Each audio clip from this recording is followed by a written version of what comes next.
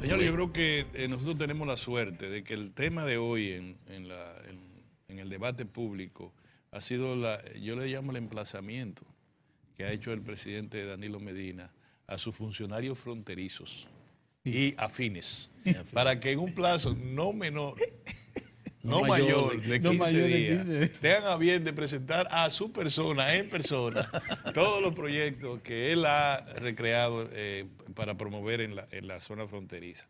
Porque vamos a tener al ingeniero Miguel Bejarán, precisamente es el director general de Desarrollo Fronterizo. Mira qué casualidad. Sí.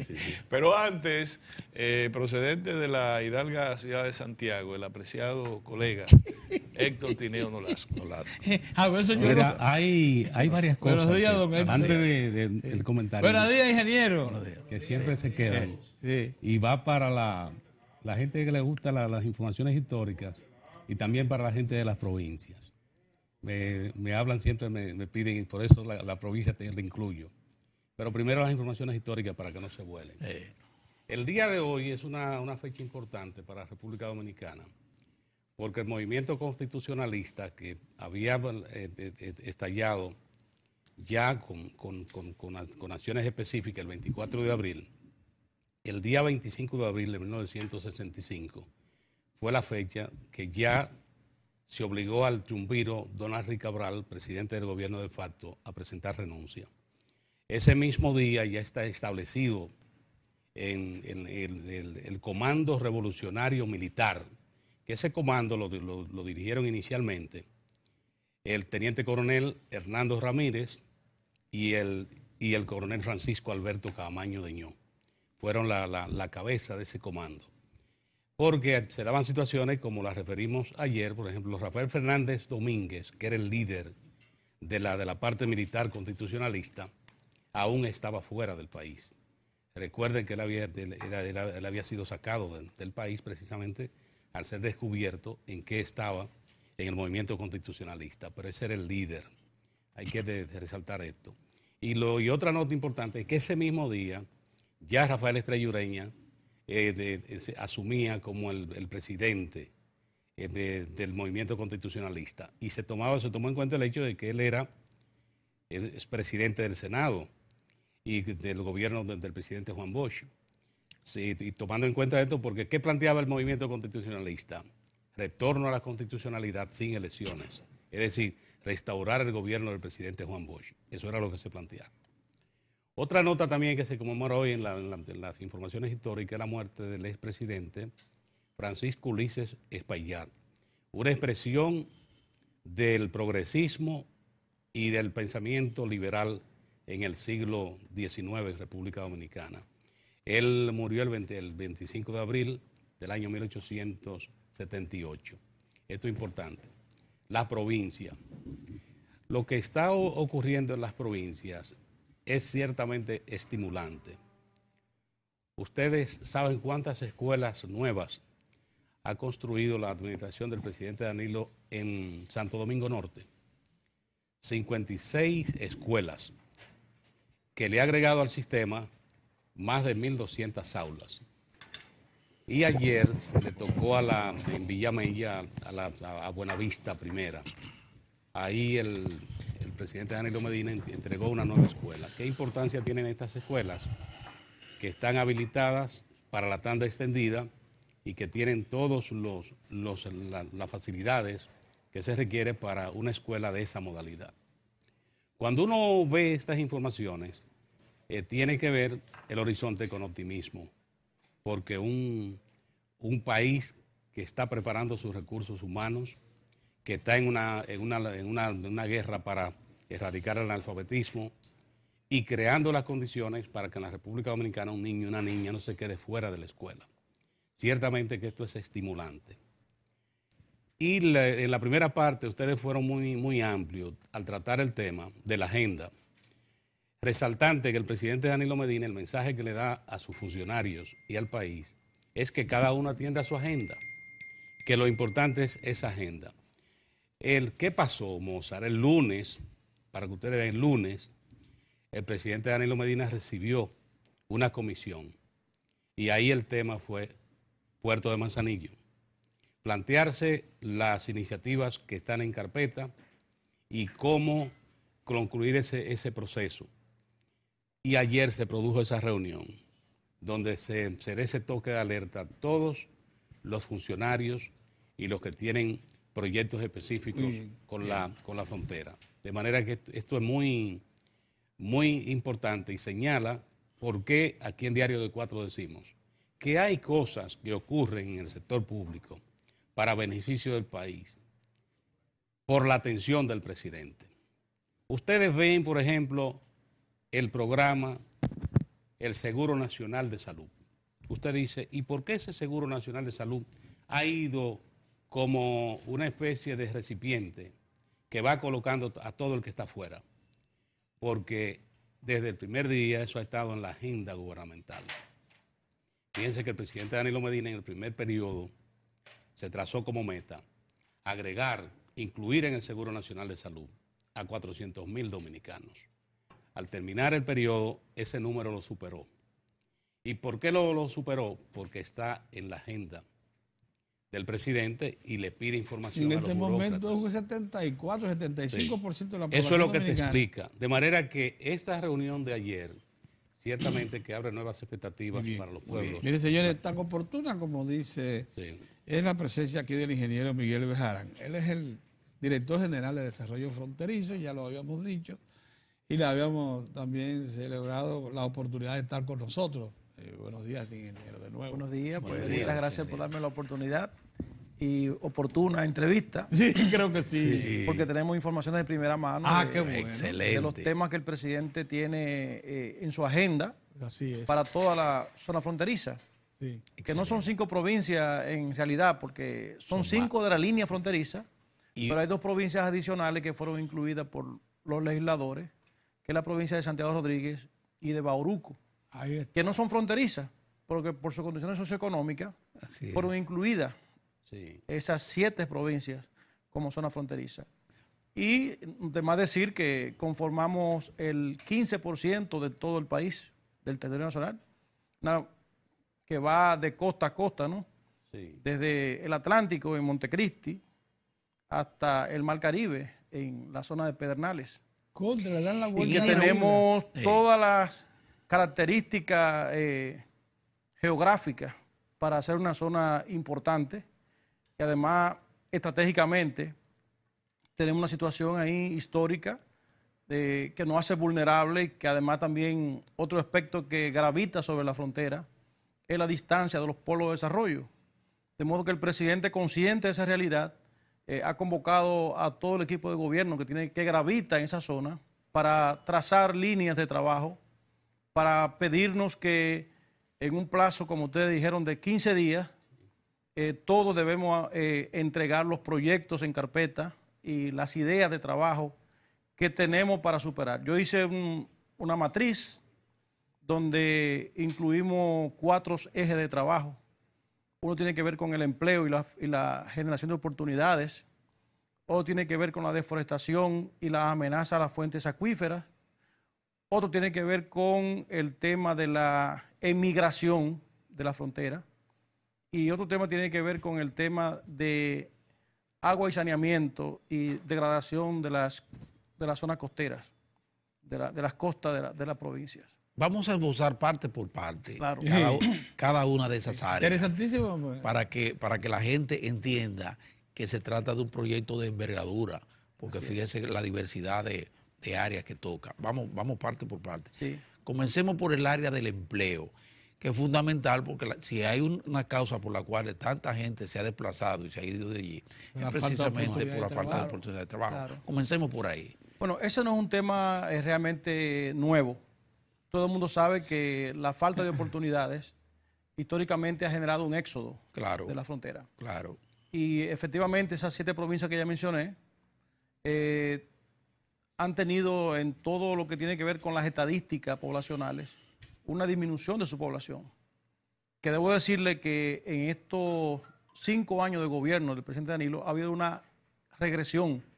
O sea, por primera vez las provincias fronterizas comienzan a crecer en su población.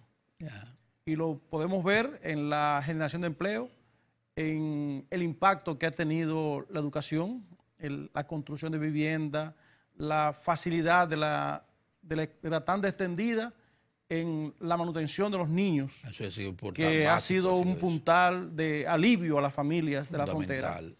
La inversión en salud que ha hecho el presidente, que ya van 7 hospitales que se construyen en las provincias fronterizas, el impacto de las vidas sorpresa y el plan de reforestación que el presidente ha implementado en la zona de la cordillera de Neiva, la cordillera que está ahí en Neiva, y todo esto ha impactado de verdad significativamente. Sin embargo, no es suficiente. Hay una ley que se creó, una ley especial, que es la ley 2801, una ley que le quedan 3 años de vigencia y que a partir de ahí las empresas que están acogidas a esa ley pierden sus beneficios, lo que se convierte realmente en una situación que hay que atender. Es una amenaza. Lo planteamos ayer con el presidente, el ministro Montalvo tomó nota y por instrucciones del presidente ese tema debe ser debatido y conocido. Naturalmente esa ley ha generado una serie de inconvenientes, inclusive hasta modificaciones que posteriormente han sido declaradas inconstitucionales. Pero hay un debate entre el sector privado productivo nacional y lo que significa esa ley. De modo que nuestro criterio es que esa ley debe ser revisada, ampliamente revisada y modificada. Pero nunca derogada, ¿no? Como se lo propone. No, porque no hay que derogarla, ella misma se deroga, porque fue aprobada con un periodo específico, 20 años. A los 20 años ella perime sola y pierden las empresas. Pero es una ley de incentivo. Es una ley de incentivo. Es una ley de incentivo. Lo que estamos proponiendo es que esa ley sea retomada, que esa ley sea revisada, que esa ley sea ajustada, inclusive adecuada a la nueva Constitución, y entonces se dé un nuevo instrumento que facilite y viabilice la inversión en la frontera. Exacto. Porque alguna gente creen que son privilegios lo que hay allí. Y yo digo, si son privilegios, ¿por qué mucha gente no se va a instalar? ¿Por qué a pesar de tener 20 años solamente ha generado unos 10.000 empleos? Es que a pesar de que... pero la ley se está agotando, ingeniero. Sí. La ley le quedan 3 años. 3 años le quedan. 3 años. Entonces, esa ley, repito, debe ser retomada, revisada, adecuada, ajustada a la nueva Constitución y extendida por lo menos 20 años más, para darle oportunidad a sectores que no han sido beneficiados para que puedan beneficiar. Y eso hay que consensuarlo. Para que se compore. Consensuarlo con los empresarios, consensuarlo con las organizaciones y consensuarlo con la sociedad civil y productiva de la frontera. Dice que mientras está en vigencia apenas ha creado 10.000 empleos. 10.000 empleos directos. Durante 20 años. Durante 20 años, Señor. Eso no puede ser. Sí, algunas de ellas incluso han parado, como es el caso de Cemento Andino, que está paralizado y eso ha creado mucha dificultad. Muchas dificultades, especialmente en Pedernales. Sí. Bueno, la otra propuesta que estamos haciendo es la de crear, le llamamos el ecosistema emprendedor. Explique eso. Un ecosistema emprendedor es un proyecto que pretende crear una unidad de investigación, análisis y desarrollo de planes de negocio de los emprendedores de la frontera. Fundamentalmente estudiando el mercado haitiano, que es el segundo socio comercial de República Dominicana, y por donde pasan millones de dólares diarios o los fines de semana o cada 2 veces a la semana por la frontera, especialmente Dajabón, Jimaní y la zona sur. Entonces, crear un ecosistema emprendedor es poner profesionales con herramientas y recursos a auscultar y a buscar a aquellas personas que tienen iniciativas emprendedoras, enfocarle sus negocios, desarrollar su negocio, entonces esas herramientas de planes de negocio, someterlas a la banca financiadora, especialmente a la banca de fomento, en la agricultura, el Banco Agrícola, y en el sector financiero, Promipyme y otras unidades de financiamiento. De ese modo vamos a motorizar que personas que tienen esa visión o ese ímpetu de ser emprendedores, el Estado les dé un respaldo especial por estar en una zona donde el Estado mismo, la nación dominicana, necesita que permanezcan ahí los dominicanos. Exactamente. Porque eso es una historia larga. Desde Trujillo se está motorizando que las provincias fronterizas no se Después, queden solas. Fue el origen de esa provincia. Fue el origen de esa provincia, inclusive. Sí. Entonces, políticas públicas que den apoyo y respaldo a estar ahí. Entonces, es una labor, yo diría, patriótica. Sí. Yo creo que hay que fomentar ese propósito y no poner de lado el gran potencial que tiene Haití como mercado consumidor. O sea, con esa visión, entonces, el gobierno tomaría un nuevo empuje y mayormente focalizaría, porque de hecho el presidente ha priorizado la inversión en las MIPYMES. De hecho, en las compras públicas se ha priorizado también las compras a las MIPYMES. De modo que focalizar un esfuerzo extraordinario en la frontera es una labor patriótica que considero necesaria. Entonces, ahora, la otra área... la otra área que estamos visualizando es el potencial agrícola. Vamos a ver, ¿qué tenemos con la eso? frontera, como le decía a ustedes, es el 15% del territorio del país. Sí. Haití, vuelvo y repito, es un gran consumidor de vegetales y de productos de origen agrícola. Y pecuario Por también. tanto, agricultura y industria y comercio deben evaluar, proyectar y fomentar la producción en la frontera de frutales, de producción de alta tecnología, porque esa zona, aunque ustedes no lo crean, primero tiene una región que es Montecristi, que es la principal productora de bananos de República Dominicana. Y mucha leche que se produce. Se produce mucha leche, se produce mucho arroz, pero tiene un potencial también de producir bajo ambiente controlado, en invernadero. También, claro. Yo recibí un estudio hace ya 2 años y he estado proporcionando de que hay 2 regiones en República Dominicana que tienen las mejores condiciones para la producción bajo invernadero. Paradójicamente, contrapuesto a lo que cree mucha gente. Que es Montecristi, no, es Montecristi y es Asua. Oiga, son las 2 zonas del país zona caliente, sí, que tienen las mejores condiciones para producir bajo ambiente controlado. Porque paradójicamente lo que mucha gente se cree, el problema de la alta pluviometría es un enemigo número 1 de la producción bajo ambiente controlado. Ingeniero, perdóneme. Hace unos 2 o 3 años, un dominicano que participa en desarrollo de invernadero en México me dijo: mire, usted está muy equivocado, yo estoy destinado al desarrollo de sistemas de ambiente controlado de invernadero en la zona más caliente de México. El enemigo aparente de los invernaderos es el calor. Es el calor. Sin embargo, han desarrollado técnicas y conocimientos que le permiten controlar ese parámetro hasta con pintura blanca encima de los techos. Ya con eso simplemente... Pero para la agricultura, háblenme de tierra y agua. Bueno, ya le decía a ustedes, la zona fronteriza es una de las donde hay mayores cantidades de acuíferos en este país, de agua superficial y agua subterránea. No aprovechadas. No aprovechadas.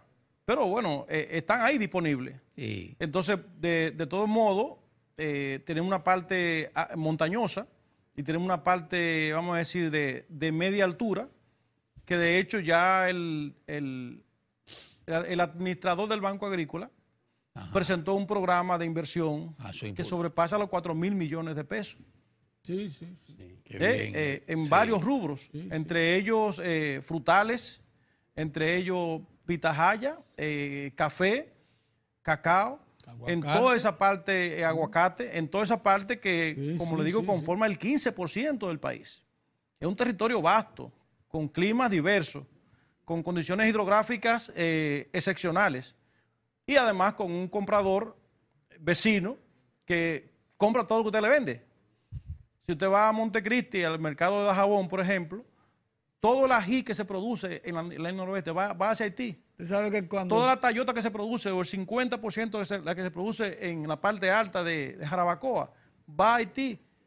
El 50% del banano no exportable de Montecristi va a Haití.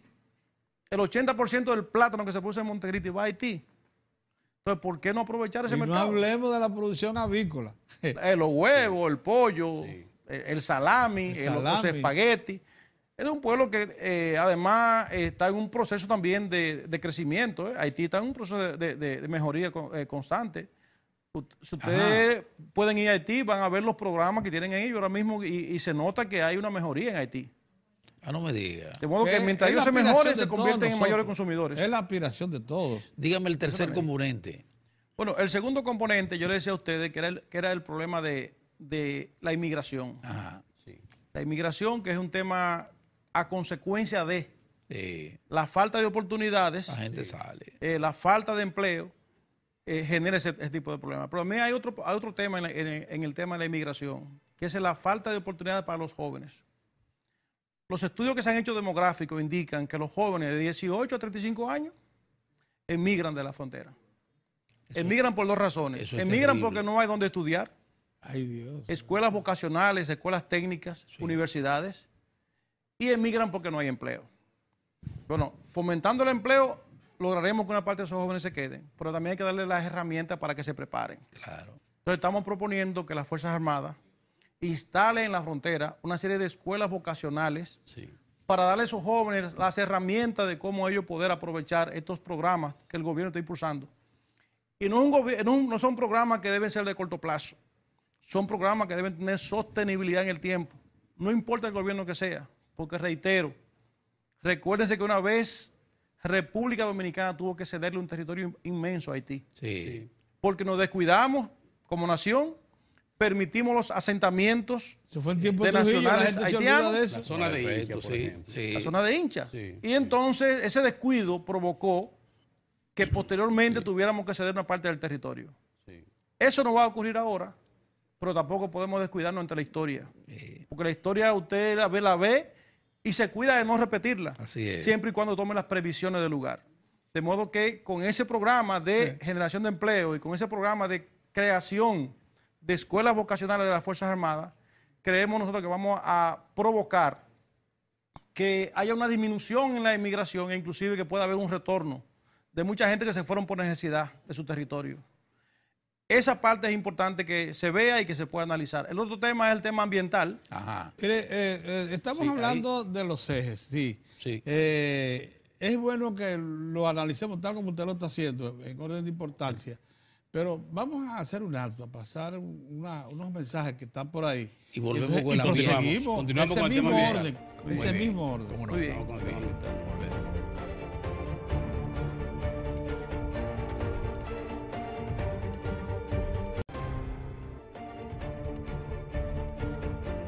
Bueno, hasta ahora el ingeniero Miguel Bejarán, que es el director general de Desarrollo Fronterizo, los ha mantenido informados acerca de lo que él llama los 4 grandes ejes que orientan el trabajo. El diagnóstico es extraordinariamente importante porque si no sabemos hacia dónde vamos, por más que usted se lo proponga, no puede materializar las cosas porque no hay un plan. Sí. Por lo que usted está diciendo, ingeniero, ahorita vamos a hablar incluso del grado de cumplimiento de esos ejes ya identificados. Usted nos ha tratado hasta el momento 2. Ahora nos vamos al ambiente, al medio ambiente. El medio ambiente. Bueno, el medio ambiente empieza por la preservación de las cuencas hidrográficas. Ahí tenemos importantes ríos, como el río Altibonito, por ejemplo, que no solamente es un río dominicano, en este caso es un río binacional. Y debo decirle que ese río recorre la cuenca hidrográfica más importante del Caribe, que se reparte 33% de República Dominicana, especialmente la cuenca alta, y 66% en Haití. Tiene más de 9.000 kilómetros cuadrados esa cuenca y es la única fuente segura de abastecimiento de agua de Puerto Príncipe y la zona sur de Haití. Si esa cuenca desapareciera y Haití se quedara sin agua, ¿a dónde van a ir a buscar agua? Oh, pero claro. Entonces es una cuenca de alta prioridad para la República Dominicana, mantenerla en buen estado y conservada. Y para ello hay que hacer lo que está haciendo el presidente de la República, reforestando. Y reforestando inteligentemente, reforestando, creando oportunidades para que la gente sienta que el bosque es su aliado. Sí. Produciendo frutales, produciendo árboles maderables en zonas muy altas y promoviendo la apicultura como actividad amigable al medio ambiente. Entonces estamos proponiendo crear un cinturón verde en toda la frontera, extender más allá de las áreas donde el presidente ha promovido los proyectos de desarrollo agroforestal y frutícola hacia toda la frontera, desde Montecristi hasta Pedernales, incentivando las instituciones privadas y públicas que ya tienen centros de producción de plántulas y motorizando la inserción de la gente en esos programas. Al mismo tiempo, estamos proponiendo la distribución de estufa de gas y la incorporación del bono gas a las familias Eso sí es importante también. marginadas que aún están usando leña y carbón en toda la frontera. Porque esa es la mayor presión que tiene el bosque, el uso de leña, el uso de carbón. Hay una amenaza, y es que nuestro vecino hermano haitiano, Haití, aún sigue consumiendo leña y carbón. Y ese es un tema que República Dominicana deberá plantearse con el gobierno haitiano o en los organismos internacionales, a ver de qué manera ese programa del bono gas y la distribución de estufa que lo repliquen allá. Debe implementarse de aquel lado también para quitarle presión al bosque de este lado. Sin embargo, yo pienso que algunas regiones de la frontera que tienen la característica de bosque seco pueden utilizarse en el fomento de manejo de bosque, y hay muchos países que inclusive producen carbón a través de fomentar la proliferación del bosque seco de manera controlada. Verlo como una forma también de quitarle presión al bosque húmedo, donde se produce, y de zona alta, donde se producen los acuíferos, donde se alimentan los ríos, y coger aquellas zonas bajas o medias para fomentar el bosque seco y poder de algún modo suplir parte del consumo de carbón, mientras se busca la manera de que Haití incorpore otros mecanismos de uso de energía para cocinar. Con esos dos programas vamos también a lograr preservar los ríos y preservar los acuíferos. Hay otro tema importante dentro del tema del ambiente, que es el manejo de aguas residuales y manejo de agua potable. El 65% de los hogares de la zona fronteriza no disponen de agua potable en sus hogares. Eso es grave, eso es grave. Sí, una zona. Es una zona, entonces es un tema que hay que atender. Sí. Excepto Montecristi, la línea noroeste, que se abastece de acuerdo a la línea noroeste. Pero ahora con Monte Grande... bueno, yo lo que le puedo decir a ustedes la que situación es la actual. Hay que trabajar. La actual son 65%. Hay que trabajar en ese tema, hay que mejorar los acueductos existentes y posteriormente entonces crear el tema de manejo de aguas residuales. Correcto. Ya. Recuérdese que seguimos insistiendo en eso, una grave amenaza, el cólera, la difteria, el paludismo. Todo eso entra por el Entonces, enfermedades que están ahí, de algún modo, la frontera tiene que convertirse en una zona de vigilancia epidemiológica. Porque es una área constantemente amenazada. Y yo diría que es el filtro del resto del país. Así es. Afortunadamente o desafortunadamente, no sé, tenemos una baja población. Solamente el 5% de la población nacional está ahí. Un momentito, afortunado, explícanos las dos visiones. Bueno, yo digo, te presiona menos desafortunadamente, pues si tuviéramos grandes poblaciones, tuviéramos mayor riesgo. Sí, te presionarían más los recursos naturales. Entonces, yo lo puedo decir así, es un análisis lógico. Si tuviéramos grandes poblaciones ahí, tuviéramos mayor riesgo. Pues tuviéramos además también mayor oportunidad de empleo y mayor demanda de empleo y mayor afluencia de gente a trabajar. La frontera, contrariamente a lo que la gente piensa, no es un lugar donde se queda el haitiano. El haitiano pasa por la frontera. Pero no se queda ahí. No, porque no hay oportunidad de trabajo. Si se está yendo los dominicanos, se van a quedar los haitianos. Ellos pasan por ahí, algunos se quedan haciendo trabajos marginales. No, pero en Pedernales se han quedado. Pedernales es un caso excepcional. Bueno.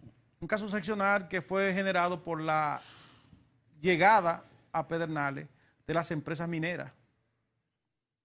Comenzando con Alcoa. Alcoa Exploration es ideal. Los dominicanos se fueron a trabajar allá y los haitianos se fueron a trabajar a la agricultura.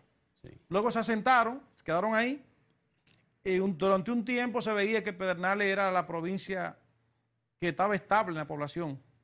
Cementos andinos, ideal. Y el censo de población y familia no censa las nacionalidades, solamente censa los habitantes. Y se veía Pedernales como que estaba estable o creciendo. Sin embargo, cuando se iba al fondo, La mitad de esa población no era dominicana. Ahí se creó una situación. En estos días hubo una revuelta. Sí. Pues mire, ¿sabes lo que ha ocurrido? Que los pedernales están llamando a los haitianos que vengan de nuevo. Porque no tienen mano Porque de se creó obra. una economía. Sí. Ellos hacían las labores de producción y en cierto modo movían la economía y mueven la Y economía. un de comercio allá. que demandan constantemente. Esa crisis generó una crisis aún más profunda. Pero hay que estimular a que los pedernales que están en otra zona del país retornen a Pedernales. Que son muchos. Eso es mejor Claro. que vayan, porque en las elecciones lo llevan en loca Pero la caravana a realidad, mi votar. hermano, la realidad se impone. Bueno, pero Cuando usted viene a la pero hay que capital, ayudar se va a Santiago. No, pero hay que ayudar a la realidad, como está Hay haciendo el que hacer- presidente. ingeniero, vamos a Hay que buscar hacer la- las políticas cuarto que hay que eje. hacer. Sí. Entonces nos falta el tema de El cuarto eje. vivienda, vivienda. el tema de salud, Sí. fundamentalmente esos dos ejes. Ya hablamos del agua y saneamiento y Exacto. reforestación. Ajá. Entonces, desarrollar un vasto programa de mejoramiento de vivienda Sí. en toda la frontera será uno de los proyectos que se presentarán al presidente. En 15 días. Y conjuntamente con eso, el tema de salud, que es, como ya dijimos, que hay una amenaza cierta, Ya. crear un buen sistema de vigilancia epidemiológica Sí. y terminar de dotar la red de atención primaria en la frontera, al mismo tiempo que se concluyen los hospitales. Yo les decía a ustedes que hay ya 6 hospitales que han sido concluidos en la zona fronteriza. Se concluyó el hospital de Montecristi, se concluyó el hospital de Manzanillo, se concluyó el hospital de la Mata de Santa Cruz, se concluyó el hospital de Santiago Rodríguez, se concluyó el hospital de Neiva, se concluyó el hospital de Elías Piña. De modo que faltan otros hospitales que van a ser intervenidos. El de Dajabón ya se va recientemente, ya se buscó el solar donde se va a establecer, y el viejo hospital de Dajabón quedará en manos de las Fuerzas Armadas para el servicio de las Fuerzas Armadas.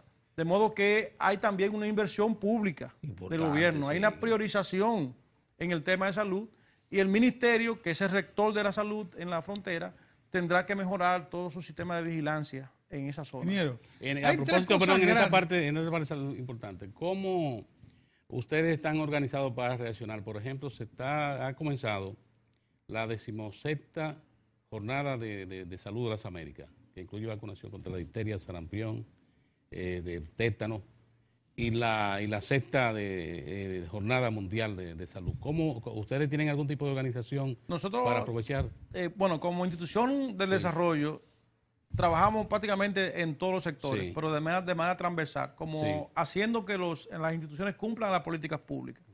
Yo le puedo decir, por ejemplo, que el programa de vacunación, que ahora con la amenaza de la difteria, Sí. difteria en la zona, hay un amplio programa de vacunación que se priorizó. Sí. Primero con el personal de salud, segundo con los militares en toda la frontera y tercero con las escuelas. Y ahora continúa con todos los habitantes de la frontera. De modo que hay una amplia cobertura de vacunación, que me imagino que en todo el país, pero yo le puedo decir que en la frontera doy testimonio de eso, bueno. de que hay un activismo en ese sentido, y eso es importante.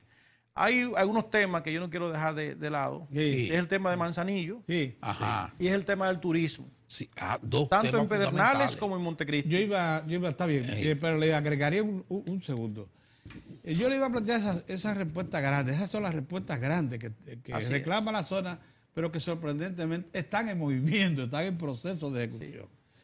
La presa de Montegrande ya tiene sus 249 millones garantizados del el Banco Centroamericano de Integración Económica, lo habilitó, y abrió ya, solo falta pasarlo por el Congreso, una formulación muy simple. Pero el gobierno le adelantó 50 de esos 250, ya lo tiene el consorcio constructor Andrade Gutiérrez para ejecutar. Ahí va el acueducto múltiple, ahí va a agregar 550.000 tareas nuevas para riego, ahí va 18 megavatios, probablemente sean suficientes para suministrar a toda la provincia fronteriza del sur. El proyecto, la retoma de las tierras que pertenecen al Estado, el Valle de las Águilas, garantizan una pronta definición del tema turismo. Pero las tres cosas combinadas con algo que no vemos tan concreto, que es Manzanillo, pudiera ser la respuesta contundente, grande, que iniciaría el proceso de mejoramiento de toda la región. Sí, lógicamente, no lo oí mencionar Montegrande, usted seguro la pone en las prioridades. Sí, no, lo que pasa es que eso es un tema que está en definición y ya fue aprobado en los recursos, y eso es un tema también de largo plazo.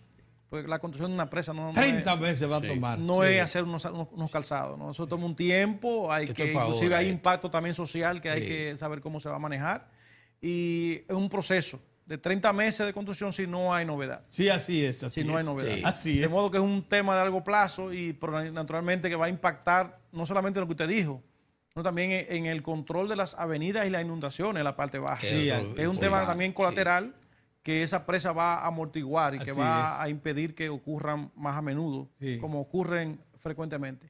De modo que esos temas están ahí en el tapete, se están desarrollando y afortunadamente se han conseguido los recursos para poderlo implementar. El tema de la Bahía de las Águilas, ya usted lo dijo, es un tema que todavía tiene algunas aristas legales que hay que resolver, pero que el presidente ha enfrentado de manera contundente y que yo espero que haya solución al tema. Bueno. Es un tema complicado y que le ha costado mucho tiempo al Estado, no a este gobierno, al Estado, poderlo resolver.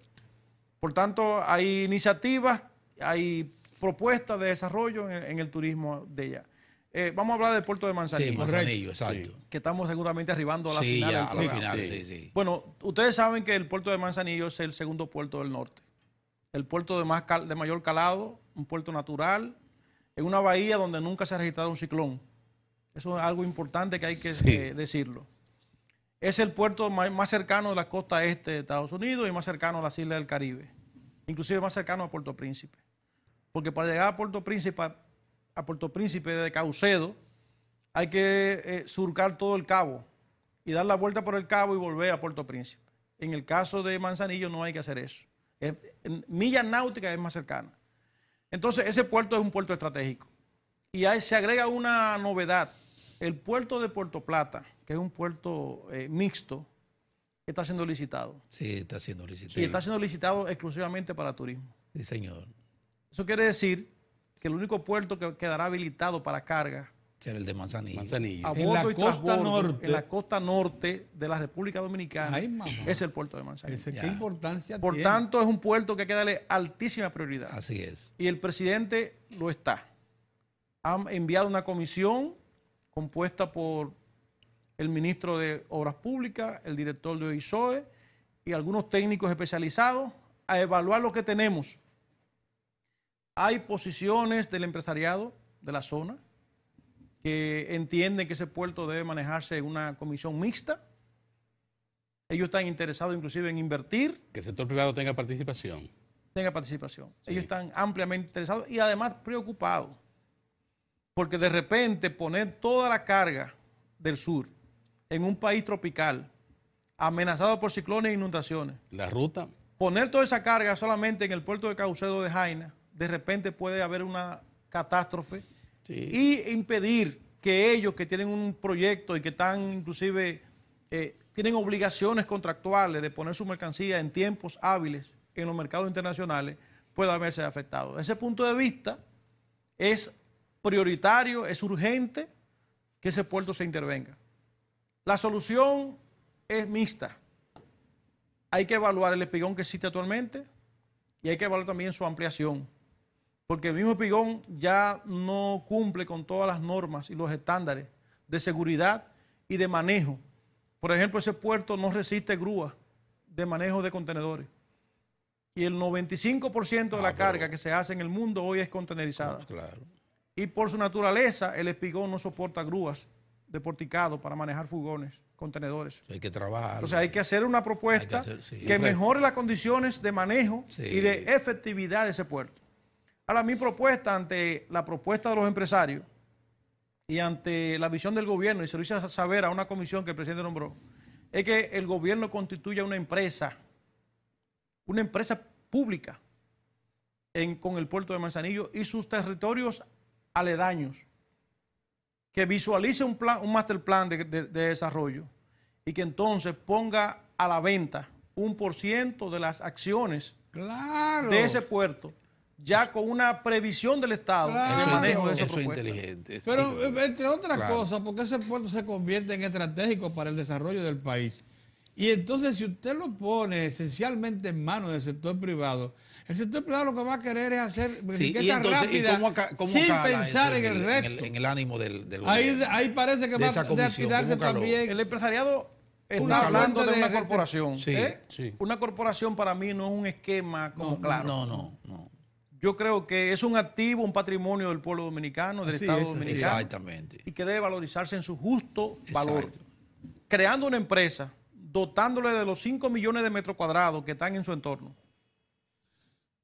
Dando todo eso como Que ya es patrimonio de propiedad la del empresa, Estado. que ya es propiedad del Estado. Sí. Dando todo eso como patrimonio de la empresa. Sí. Sí. Haciendo un master plan de crecimiento, ¿verdad? Que lo puede pagar el Estado. Haciendo toda la permisología necesaria, que también lo puede hacer el Estado.